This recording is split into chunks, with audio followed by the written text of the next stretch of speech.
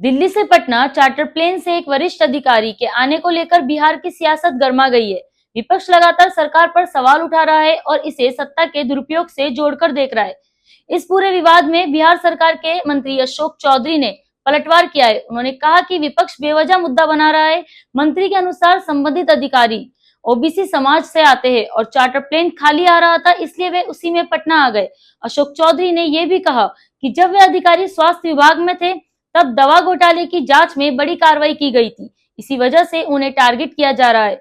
वहीं यूजीसी कानून को लेकर भी मंत्री ने कहा कि मामला कोर्ट में है और सरकार उसके पक्ष में है। अब सवाल ये है कि क्या ये वाकई बेवजह का विवाद है या फिर इसमें सियासी या प्रशासनिक जवाबदेही का मुद्दा छिपा है। देखिए, ये कुछ लोग जानबूझ करके, वैसे लोग जो लोग लगातार सरकार की नीतियों पर पदाधिकारी काम कर रहे हैं, खुद बांका में रहे, बेतिया में रहे, तो उन्होंने शिक्षा के ऊपर एक नई शुरुआत किया दिए और बाद में नीतीश जी ने उससे प्रभावित होकर के उसको पूरे प्रदेश में लागू करने का काम किया। बेतिया में भी उनका कार्य बहुत सराहनीय था, फिर मधुबनी में भी रहे और एक अच्छे पदाधिकारी के रूप में प्रदेश में हैं।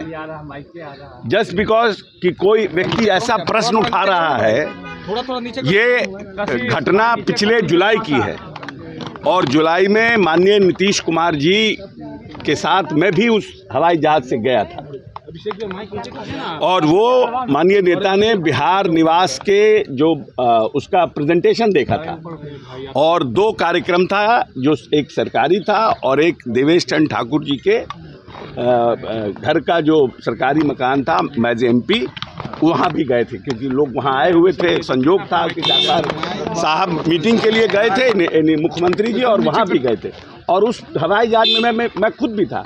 जब हवाई जहाज आ रहा था यहाँ बिहार में, तो मान लीजिए कि कोई डायरेक्टर है किसी विभाग का, उसी विभाग का, वो आ गए अपने परिवार को लेकर। इसमें कौन सा हाय तौबा हो गया, क्या कौन सी परेशानी हो गई?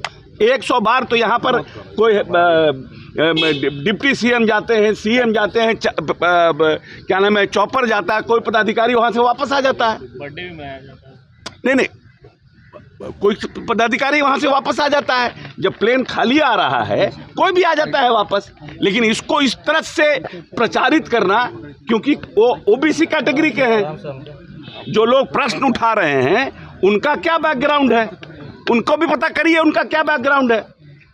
जस्ट दलित और बैकवर्ड को हवाई जहाज चलने का अधिकार नहीं है क्या? कौन सा पाप कर दिए वो? कौन सा ऐसा पाप कर दिया? हेलीकॉप्टर प्लेन आ रहा है मुख्यमंत्री के लिए, being a director civil aviation, वो भी आ गए उसमें अपने परिवार को लेकर, नहीं तो खाली आता वो। 25-50 लाख कहाँ से लाए?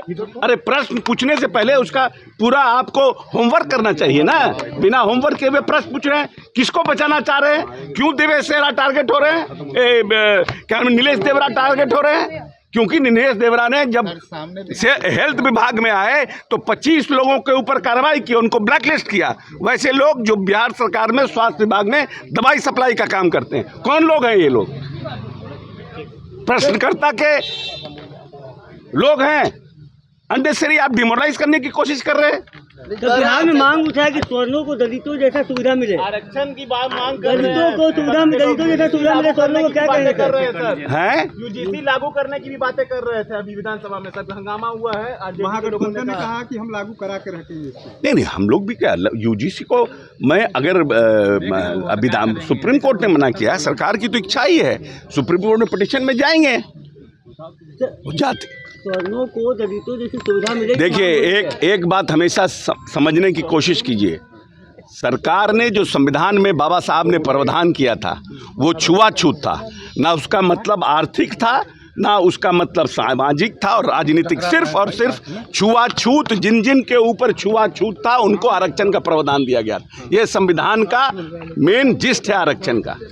जो लोग अनटचेबल थे, जिनको बहुत से ओबीसी हैं जिनकी हालत खराब है लेकिन वो अनटचेबल नहीं थे, वो हमारे फोरफादर्स ने नहीं प्रावधान किया आरक्षण का। लेकिन हम ये मानते हैं कि जो मुसलमानों में जो लोग दलित से मुसलमान हुए और जो मुसलमान भाई अभी भी दलितों जैसा काम कर रहे हैं, चाहे वो धोबी हो, नट हो, जो लोग भी है, चमार से जो लोग शिफ्ट किए, उनको आरक्षण की व्यवस्था आने वाले समय में होनी चाहिए, उनको भी मुख्य धारा में जोड़ना चाहिए।